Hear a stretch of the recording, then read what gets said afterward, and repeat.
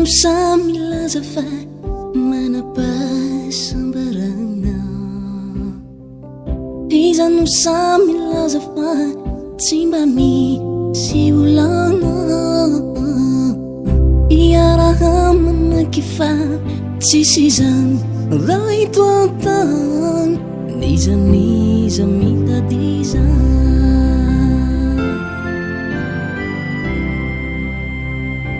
Iza no samy milaza fa manam-pahasambarana. Iza no samy milaza fa tsy mba misy olana. Iaraha-manaiky fa tsisy izany raha eto an-tany. Niza mitady izany. Haza-manaiky o resy foan'izany. Amin'ny onjam-piainan'ety. Fa mitraka hazamba kivy izany. Fa Jesosy lay tia anao. Nanome toky hanampy anao. Nanome toky hamonjy anao.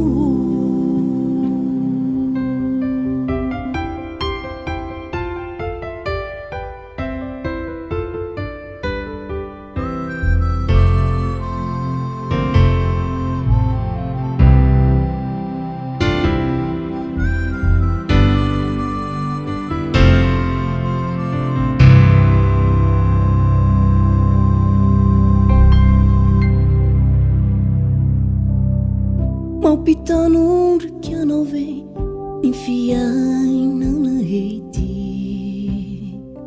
Mampitomany Nanome ny setrasetran'ny tany.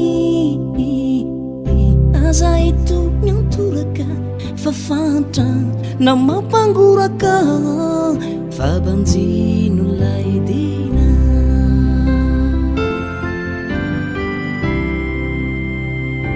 Mampitanondrika Nanome ny fiainana ety. Mampitomany Nanome ny setrasetran'ny tany. Aza eto miantoraka fa fahantrana mampangoraka. Fa banjino lay dina.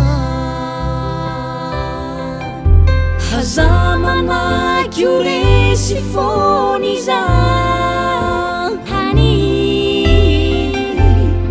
Amin'ny onjam-piainan'ety.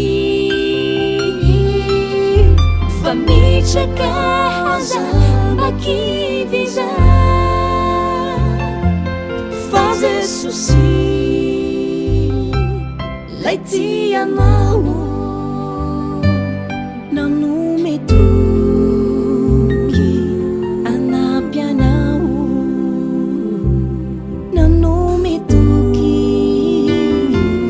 hamonjy anao. Haza-manaiky o resy foan'izany. Amin'ny onjam-piainan'ety. Fa mitraka hazamba kivy izany. Fa Jesosy lay tia anao. Nanome toky hanampy anao. Hanampy anao izy hamonjy anao. Lay teny fika